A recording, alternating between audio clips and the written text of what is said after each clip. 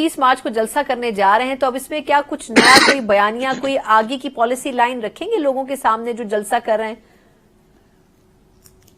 देखें, बिल्कुल हम जलसे में भी और पार्लियामान में भी हम अवामी मसाइल का न सिर्फ उजागर करेंगे, न सिर्फ इनकी जो इन्होंने 3 नस्लें हमारी गिरवी रखी हुई हैं पाकिस्तान की, कर्जे ले लेकर, नोट छाप छाप कर इन्होंने जो तबाही की है मईशत की। आज जो बच्चा पैदा हो रहा है वो भी 3 लाख मकरूज, सांस अभी लिया नहीं है, 3 लाख कर्जे के नीचे जो उसने इस्तेमाल नहीं किया, लिया नहीं है। तो ये जो तबाही इन्होंने मईशत की फेरी है, और अब भी माशाअल्लाह जो ये कोई अवाम की हमदर्दी या उनके दिल दुख दर्द लेकर नहीं आए, इसलिए कि चोर और डाकू जब आते हैं या जब आप अवाम के जो है मुस्तरद शुदा कंधे पर किसी और की बैसाखी पर आते हैं, तो फिर आपका अवाम और धरती माँ से कोई लगाव नहीं होता। 3 मरतबा पहले ये पाकिस्तान को लूट कर जिस तरह ये खाकर चले गए, अब फिर माशाअल्लाह बड़े भाई साहब लंदन की तैयारियां कर रहे हैं, और आप अनकरीब देखेंगे कि वो लंदन चले जाएंगे। इन्होंने अपने केसेस खत्म करवाने थे,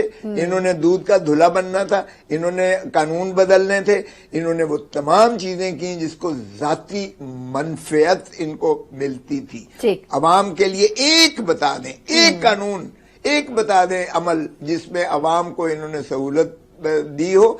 और जो ये ड्रामा रचाया है इन्होंने मुफ्त आटे का, तो आप जरा देख लें, अपने टीवी चैनल्स और प्रोग्राम्स देख लें कि वो बेचारे उनको क्या कर रहे हैं, सिवाय फोटो सेशंस के जो उनकी जो है इज्जत नफ्स मजरू की जा रही है अवाम की।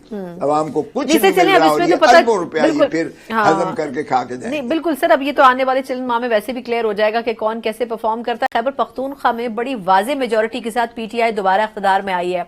अब सर गंडापुर साहब के खिलाफ केसेस भी चल रहे हैं, इलेक्शन कमीशन उनके खिलाफ अभी कुछ दिन पहले कार्रवाई भी कर रहा था, पेशावर हाईकोर्ट ने इंटरवीन किया। लेकिन अब जिस तरह वो एपेक्स कमेटी में तो मिल तो रहे हैं वजीर आजम साहब से, लेकिन वो दूसरी सांस में ये भी कह रहे हैं कि वफाक और पंजाब जो है वो सुधर जाए, वरना फिर हम उनसे निपट लेंगे। वो कह रहे हैं जी जो रिश्वत लेता है उसके सर पर ईंट मार दो। अब ये उनका एग्रेसिव स्टाइल तो है, लेकिन ऐसे में वो खैबर पख्तूनख्वा के लिए डिलीवर कैसे करेंगे? वफाक तो फिर उनको करने नहीं देगा उस तरह काम। देखें सना, कोई बात नहीं, ये एनएफसी अवार्ड के पैसे नहीं दे रहे।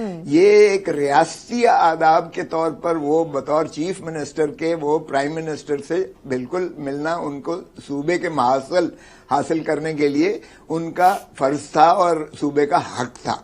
ये किसी पर एहसान नहीं है। हमने जो तस्लीम किया, हमने वोट भी दिया, हमने अंडर प्रोटेस्ट नेशनल असेंबली में दिया है, और हमने एतराज किया शहबाज शरीफ की जो है सदारत के उम्मीदवारी पर भी एतराज किया। मैंने खुद बतौर वकील के उमर अयूब की कि ये अहलियत नहीं रखते कि 25 करोड़ की जो है नुमाइंदगी करें अवाम की, जब ये अपने एक हलके से ये इलेक्शन नहीं जीत सके।